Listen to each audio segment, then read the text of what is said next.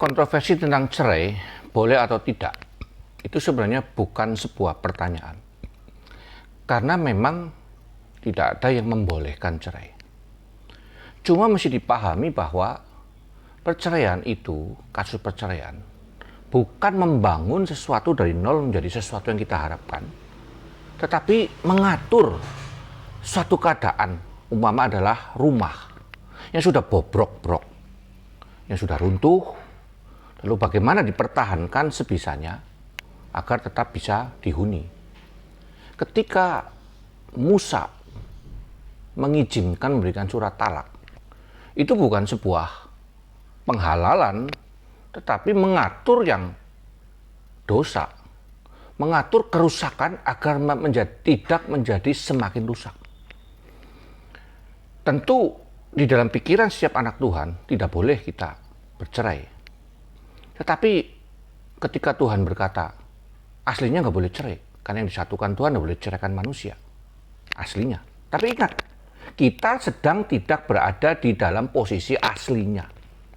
Kejatuhan membuat manusia rusak di dalam segala aspek.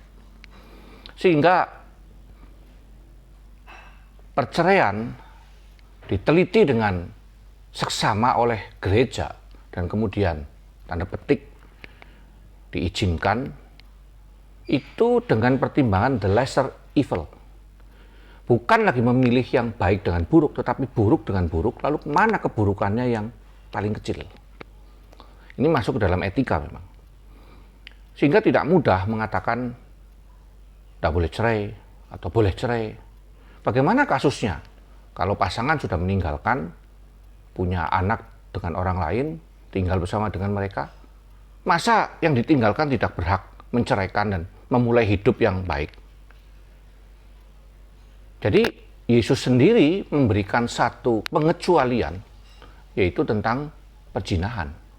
Karena berzina itu berarti memutuskan berit, memutuskan covenant di antara dua pihak, sunteke, bukan lagi diateke, tapi sunteke, yang sudah diputuskan oleh satu pihak yang dulu disepakati dua pihak.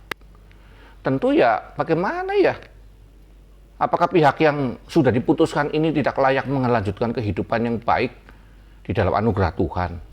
Tentu menjadi sebuah keterpaksaan. Maka ketika Yesus berkata kecuali karena zina, itu adalah sebuah pengecualian yang dilakukan dengan sangat terpaksa karena kondisinya yang seperti itu.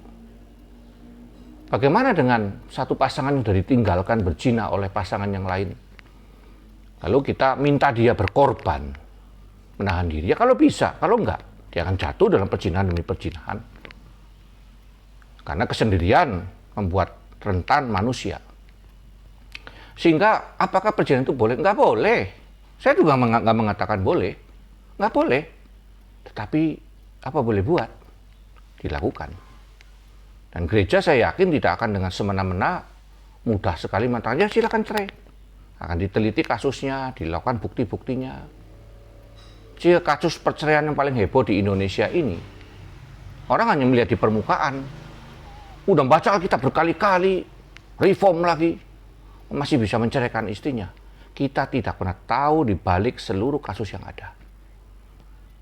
Bagaimana seandainya engkau yang diperlakukan seperti itu dan engkau ditinggalkan, apakah tidak berhak melanjutkan kehidupanku? Tentu kalau pasangan mau kembali dan minta ampun, minta maaf, ya harus dimaafkan.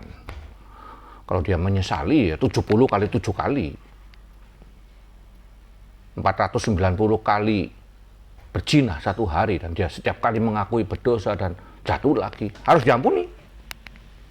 Tapi bagaimana kalau dia tidak minta ampun dan menghidupi dosanya itu? Sehingga bagi saya ya tetap nggak boleh, tapi gimana?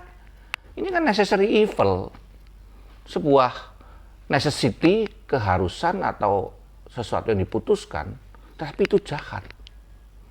Jadi jangan melihat pilihannya antara baik dengan buruk, tetapi pilihannya adalah buruk dengan buruk.